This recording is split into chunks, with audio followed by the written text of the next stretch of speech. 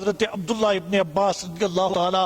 عنہ آپ ارشاد فرماتے ہیں ایک دن ابو جہل نے جناب سیدہ حضرت فاطمہ الزہرا رضی اللہ تعالیٰ عنہ آپ کو پکڑا اور آپ کے چہرے کے اوپر ایک تماچا رسید کیا۔ جناب سیدہ حضرت فاطمہ الزہرا رضی اللہ تعالیٰ عنہ آپ کی عمر اس وقت بمشکل 5 برس کے قریب ہے۔ آپ اپنے گھر میں تشریف لاتی ہیں، آپ کی آنکھوں سے آنسو رواں ہیں، آپ رو رہی ہیں، آپ آنسو بہا رہی ہیں۔ جب میرے اور آپ کے نبی نے سیدہ حضرت فاطمہ کو اس حالت میں دیکھا، سرکار دو عالم صلی اللہ علیہ وسلم مغموم ہو گئے، غم زدہ ہو گئے، پریشان ہو گئے اور پوچھا بیٹی کیا معاملہ بنا؟ جناب سیدہ حضرت فاطمہ الزہرا رضی اللہ تعالیٰ عنہ عرض کرتی ہیں بابا جان،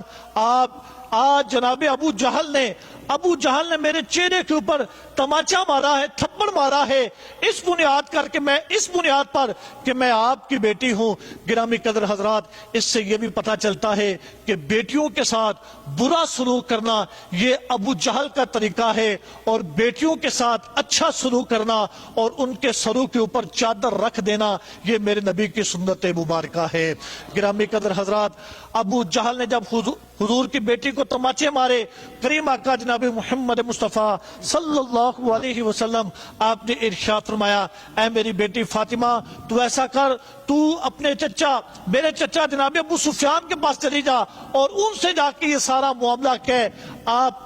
جناب سیدنا حضرت ابو سفیان رضی اللہ تعالیٰ عنہ آپ کے پاس جاتی ہیں اور آپ کو جا کے شکایت لگاتی ہیں ابو جہل کی کہ ابو جہل نے میرے ساتھ یہ معاملہ کیا ہے۔ جناب ابو سفیان آگے بڑھتے ہیں، آپ کا ہاتھ تھام لیتے ہیں اور حرم کعبہ میں اس جگہ پر جہاں پر اجلاس چل رہا تھا اور ابو جہل سرداری کر رہا تھا، وہاں پر جناب ابو سفیان سیدہ حضرت فاطمہ کو لے کے پہنچ جاتے ہیں اور جناب سیدہ حضرت فاطمہ سے فرماتے ہیں اے بیٹی فاطمہ آگے بڑھ، اور جس طرح اس نے تیرے منہ کے اوپر تماچا مارا ہے تو بھی اس کے منہ کے اوپر تماچا مار۔ جناب سیدہ حضرت فاطمہ الزہرا رضی اللہ تعالیٰ عنہ آپ ارشاد فرماتی ہیں ابو سفیان میں نے معاف کر دیا، اس لیے کہ میں معاف کرنے والے بابا کی بیٹی ہوں، میں نے معاف کر دیا۔ جناب ابو سفیان آگے بڑھتے ہیں اور جناب سیدہ کے دونوں ہاتھوں کو تھام کر قریب چلے جاتے ہیں اور پھر ابو جہل کے چہرے کے اوپر اس طریقے سے دونوں ہاتھوں کو پکڑ کر آپ تماچے مرواتے ہیں،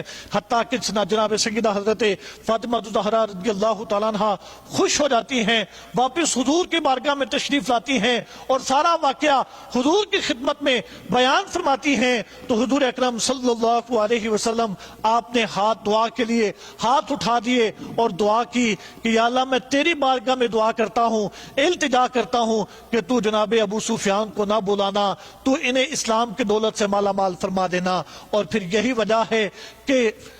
آخر بالآخر جناب ابو سفیان وہ بھی اسلام قبول کرتے ہیں، اور جناب سیدنا حضرت عبداللہ ابن عباس رضی اللہ تعالیٰ عنہ آپ ارشاد فرماتے ہیں آپ یہ جو اسلام قبول کر رہے ہیں اس کی سب سے بڑی اور بنیادی وجہ یہی تھی کہ آپ کے لیے حضور نے دعا کی تھی، اور حضور نے دعا آپ کے لیے اس لیے کی تھی کہ آپ نے جناب سیدہ حضرت فاطمہ کے ساتھ نیکی کی تھی۔ جو جناب سیدہ فاطمہ کے ساتھ نیکی کرتا ہے اللہ رب العزت اس کی نیکی کو رائے گا نہیں فرماتا، بلکہ اس کی نیکی کو ہمیشہ یاد رکھا جاتا ہے۔